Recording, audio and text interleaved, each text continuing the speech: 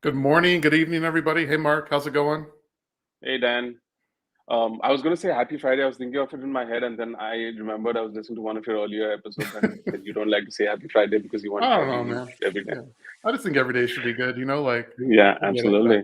yeah, No, it's great. It's good to be back on the show. I think I've been out for about 3 weeks or so. It feels like my Fridays were incomplete, so I'm glad to be back.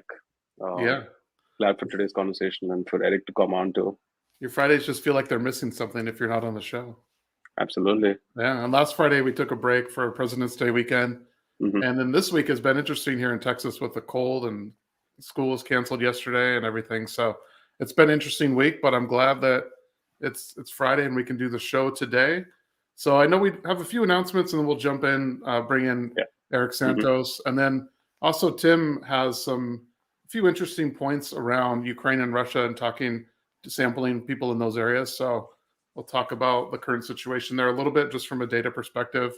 Won't touch on it too much.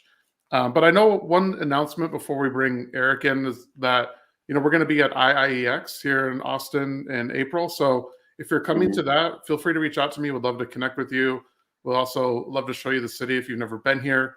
I know Crystal, who is our marketing director, and I are planning a bunch of stuff. So if you're going to be here, definitely let me know. Would love to host you and to meet up with you. So I know a few people are coming, and actually probably more than a few, to be honest. But Yeah. that'll be an exciting time, I think, to get back. If you haven't been to a Yeah. conference yet, I was at TMRE in November. It was great. Felt pretty safe, and so I think obviously feel safer now. So definitely, if you're going to attend, let me know.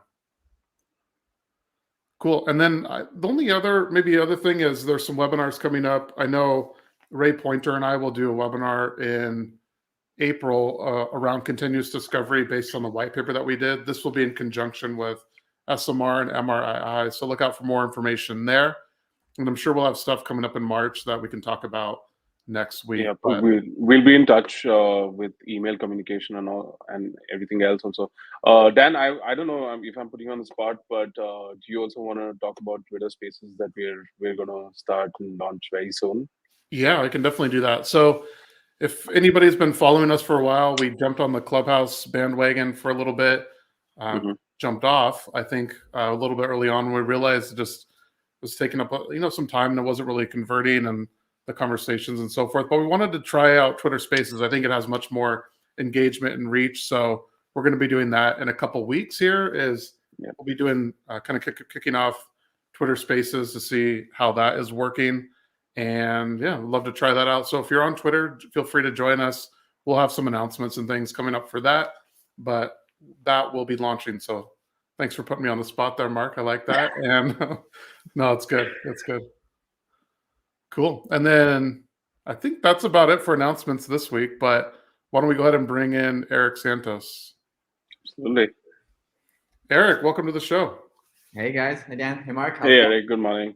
So, for those of you who don't know Eric, which I'd be surprised if you don't, he is founder and CRO of HubUX. So, Eric, why don't we jump right in? How did you get started in research? And then we'll kind of talk about HubUX and what you guys do there and some other things. But I'm always curious on how people got their start in research. Yeah, sounds like a good starting point. I mean, it's pretty much just the story of my career, and it's funny. My friends and I have conversations about this often. I brought in one of my friends, Yusuf Robinson. He's our VP of Biz Dev at HubUX, and he was not in research before, just kind of like in sales, marketing, and Yeah. used his skill set for B2B recruiting. But we're always just curious how people get in, and mine was right after, actually during college. I was on a field trip with the mayor of Fresno, California, and she mentioned that a technology company in town was hiring, and it was the largest technology company. And at this point, I knew I wanted to get into tech. I was a business major, Mm-hmm. and it was Decipher, so which was formerly Mm. before Focus Vision. And so I applied there. I got the job. Didn't know anything about market research. Luckily, I was an entrepreneurship major, so we did one or two surveys for our feasibility and business plan writing class. So I had like a Google form or SurveyMonkey survey I used, which helped me get the interview. Then I worked there for a number of years, all in client-facing roles. Starting in the beginning as I was a survey QA assistant. So I just pretty much QA'd surveys, Yeah. and then went to customer success, account manager, and worked there. That's where I met Jamin, my current co-founder of HubUX. And in 2015, right around the time Focus Vision acquired them, I left to start my own venture called Benchmark Intelligence. And it's still in the feedback space, but it was really more around customer experience. So it was a text message survey platform for brick and mortar. So restaurants, banks, retail, stuff like that. And we went through 2 startup accelerators. I moved all around the country for it. Boulder, Colorado, Cincinnati, Ohio, Sunnyvale, California. And that was just a great experience as kind of really first time full-time entrepreneur. I got away from the research space, although there we were doing research, but we were more talking to operation managers at chains, not necessarily researchers. They were looking to say, hey, we need to know this data, our bathrooms in this location need to be fixed. Right.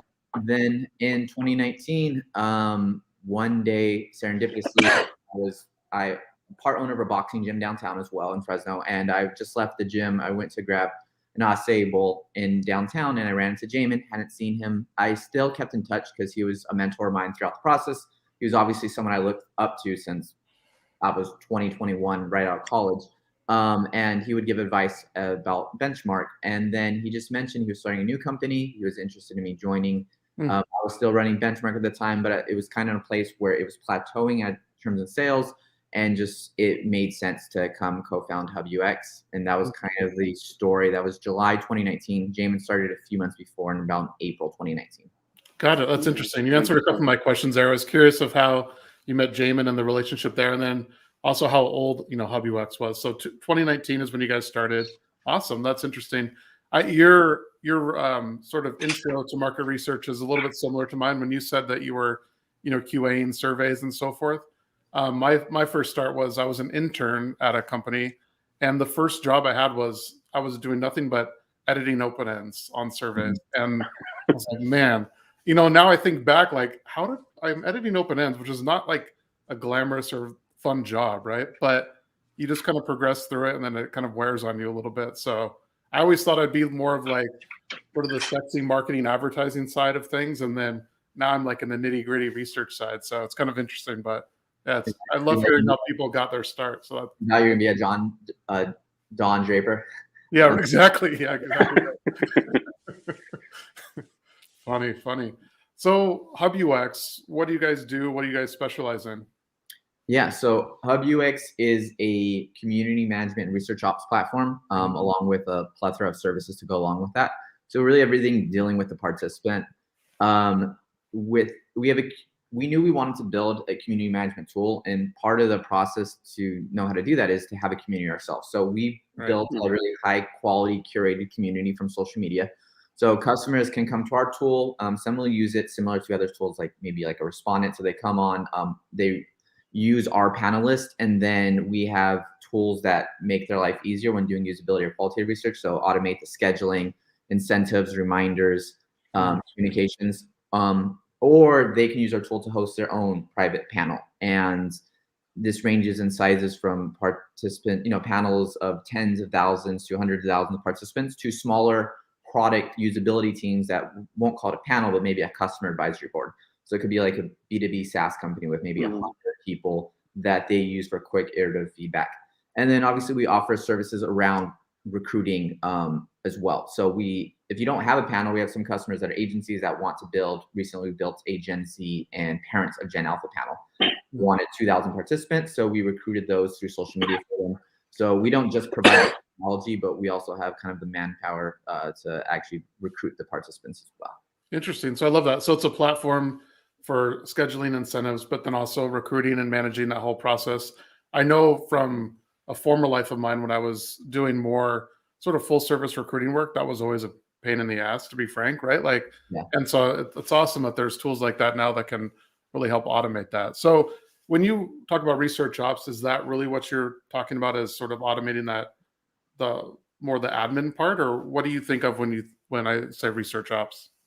Yeah, so research ops, and the operationalization of like different silos of businesses, obviously somewhat of a newer thing. I think DevOps was probably first, and like ResOps, MarkOps, etc. So, but even with that being a newer my background's traditional market research, as I mentioned, with Decipher, Focus, Yep. Visual, and then the usability space and product, which ResearchOps falls under, is somewhat newer to me. That's really kind of HubUX and moving forward. We're in an interesting place where half our customers kind of play on both sides. But I really see ResearchOps as the big opportunity, and ResearchOps, yeah, it's a wide spectrum of things, and right now HubUX focuses on a certain portion, which is really having to do with the ResearchOps logistical considerations around participant management in recruitment.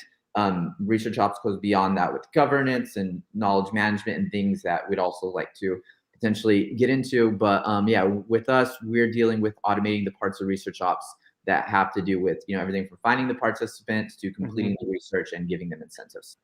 Got it. So all the stuff that's not so fun for the researcher, right? Yeah. So I mean, we do, as I mentioned, we do full service recruiting, and for the first year, we didn't have a tool. We experienced the pain points ourselves. Like while we were building the tool, the entrepreneur thing, if you're flying a ship as you're building it, we were, using tools like yours actually to screen participants, Google Sheets to put them in, Calendly to schedule. So we were using just different tools that we ourselves were experiencing the pain points that we wanted to make that better. So now we use our tool for every single full service research project, and it saves us tens of hours every project, and it does the same for customers that use it as well. Right. Sort of scratching your own itch, right? So that's interesting. Exactly. And then I know one thing I've seen coming from different folks at HubUX is a lot around sort of Gen Z research and recruiting. So can you talk a little bit about how maybe Gen Z is different from millennials, and then how maybe some tips and tricks that people can use to help in recruiting Gen Z participants? Yeah, so we have, I don't remember how exactly we got into Gen Zs. I think it was kind of a study. There was once, actually I remember it now. There were some studies that we did around Gen Z, but we got an influx on our panel when my co-founder, Chi, who's an actual Gen Z, I'm a millennial, or she's right in the cusp, right in between, like 24, 25. And there was a TikTok influencer. I forget her handle. Her name's like Caitlin. We've actually used her for quite a few studies to recruit. And she did a focus group TikTok video. Like, hey, you guys, there's a way you can make money. These things are focus groups. You can earn $100. And it wasn't sponsored. It was just one in general. And then she left a comment and it got pinned. And then she left a link. And we got a few hundred participants added to our panel. Wow. That's interesting. Yeah, so that put kind of a space, and then Jamie. Real quick, Eric. I think what's interesting is it's not probably just a few hundred. It's a few hundred of hard to reach panelists, right? Where it's not like the easy, like cream of the. I mean, not the easy pickings, I would say, right? That's typically the traditionally harder to reach audience. So pretty effective there, I would say. Yeah, no, and I mean, it gives us a little false confidence because we've recruited Gen Z since, and it's not as easy as a comment. It was a little bit of timing and luck and a few other things. I mean, we found ways to recruit, but it was since then, we have done some research ourselves, like a syndicated research on Gen Zs, and we just became kind of known for that in the industry. So we get quite a few recruiting projects based on that. And the difference, I mean, with Gen Zs and millennials, in terms of recruitment, the messaging is honestly pretty similar. Well, it depends. I mean, we haven't had too many projects where we had to recruit necessarily both at the same end. I mean, honestly, we don't get a lot of millennial recruiting at this point. Millennials are kind of grouped into Gen Pop or just general. Usually it's Gen Z or parents, Gen Alpha. But specifically like TikTok's a big one of place that we recruit. So we recruit 3 different ways, really. We either do media buy, so run ads on Facebook, Instagram, and that will be able to get Gen Z and millennial. B2B, we do through LinkedIn, which a lot of millennials by this point are professionals, so we'll do that. But then Gen Z, TikTok's really kind of exclusive that we'll use TikTok, and it's typically paid influencer posts. So we'll find someone, we'll ask them, they can send screenshots of their demographics. There's ways we can verify that their legitimacy, and then we offer an amount. They post it. They send a screener link. It's either for a project specifically or just like an intake screener into our panel. But those are typically how we found success. Plus, our team is mostly, it's all with the exception of Jamin, millennials and Gen Zs. So it's in terms of messaging, we kind of know what works just because ourselves. So interesting. So finding an influencer on TikTok, doing like a paid post with them or paid TikTok, whatever, and then from there, like, what criteria do you use? Is it just like, is it number of like followers? Have they talked about research in the past? Like, what's sort of the criteria you use to seek out an influencer? It's really, so I would say, as I've done marketing consulting before as well through the process of starting business, and I've done influencer management. It's a little different when doing it for research and market. In general, you have to be more specific with marketing than market research.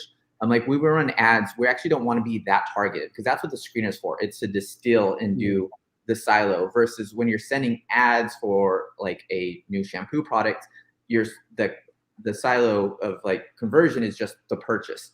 Versus you can kind of send overabundance to a screener and kind of have it filtered out normally. So it's not necessarily the type of like content they post. It's really us just reaching out to the number, and depending on country. So we've had to do a multi-international one. So when we're focusing on UK, we're just reaching out to them, but we're just looking at ones that the followers they have, the engagement on their post. Typically, we also don't want to reach out to ones with management. It's just going to be pricier because it's big brands that are typically paying them for something. We just can't afford that for our market research budget. So around the 50, anywhere from 2,200 grand, 2,200K follower count is a good spot where it's enough they can push the needle on a study, but not enough where they charge exuberant costs. And also, we can just do story posts when it's Instagram. We don't need a full thing. We can just do a story post with a swipe up to the screener. Oh, interesting. Okay. We look for. Interesting. I love like the different ways that people are finding participants for studies. It's super interesting. Yeah, and cool. In terms of like kind of a tongue-in-cheek question, but do you think that all researchers should have a TikTok account and use this method? Or I would love to see all researchers have a TikTok account, but what are your thoughts there? I think to be familiar with the space, I have a TikTok that I never posted on. So like G, my co-founder, she is our TikTok person. Got it. I understand it enough. I guess it really depends. If you are a researcher at a B2B SaaS company and you don't plan on leaving for a while, maybe it's not relevant because it's not your audience. If you work in an agency that has multiple clients, then yes, you should, because you don't know what's going to come through. If you're working at a CPG brand that probably, if they're not selling to Gen Zs or younger, they will in the next few years. I mean, they're going to be 30% of the workforce by 2030.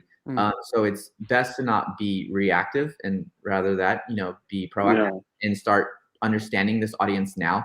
But again, it's just another tool. I don't know how long it would be around, but understanding where participants live and where they spend their time is important to find them. So I wouldn't necessarily say you have to go through like a TikTok course or put all your eggs in that basket, but becoming familiar with the tool won't hurt.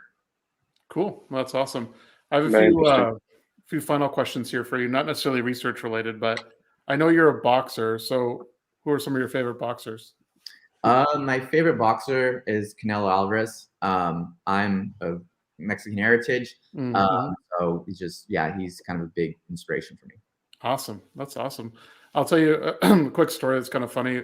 The first time I landed in India, in Mumbai, I was waiting for another guy we were going to meet up and then take a hour-long drive to Pune, India, maybe hour-plus long drive. But all of a sudden, I'm in the airport, I think having a beer, and I'm like looking out, and there's like this mob of people that are around this one guy. He has security going through the airport. And I'm looking like, who is that? Like, when you recognize someone out of context, you're like, I know that person. Lo and behold, it was Mike Tyson walking through the Mumbai airport. Like he was on his way to like some, I think, K1 kickboxing thing or something. But I was like, really, the first time I landed in Mumbai, like Mike Tyson was walking through here. So it's kind of interesting. What are the odds? I know, right? And it was like in the middle of the night. So I guess I can say I've seen Mike Tyson. But anyway, Eric, one more question I have for you, and this is a little more probably on the entrepreneurial side, is I was looking through some of your posts, and you mentioned that one of your favorite rappers is Russ, right? So why do you like Russ, and how does that relate to your journey on entrepreneurship and so forth? Yeah, no, I've always found a weird inspiration from like rappers and athletes, obviously entrepreneurs as well. And I watch a lot of podcasts, but there's kind of something about that. Maybe just because I've always been very into sports my whole life, and like, I work out every day, and right now training for a half marathon. Understand kind of like just the perseverance. It's the one thing that you can't be given. Like you have to kind of work for yourself, whether it's accomplishing goals.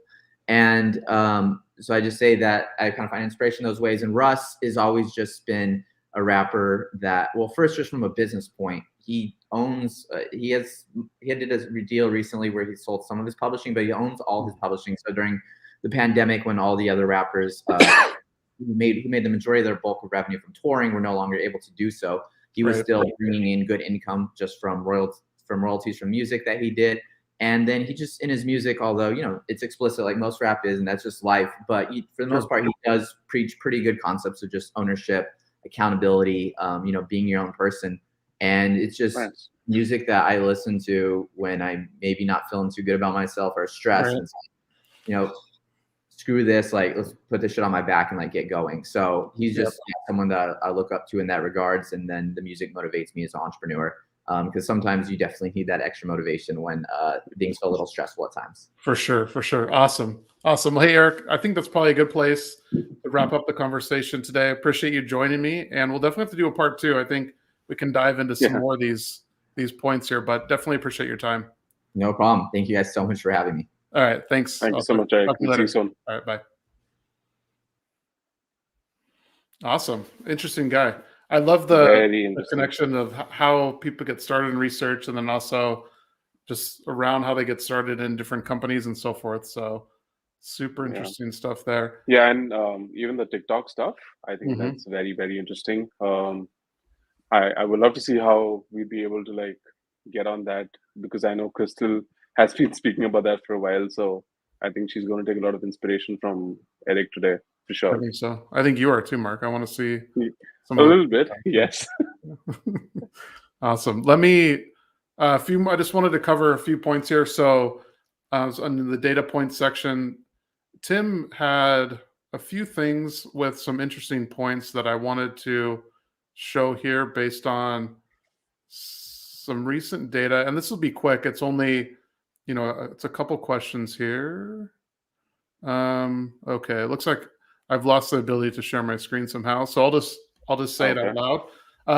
We did a study where couple questions around people's, I guess, their current worry on the Ukraine situation, and obviously with Russia invading Ukraine.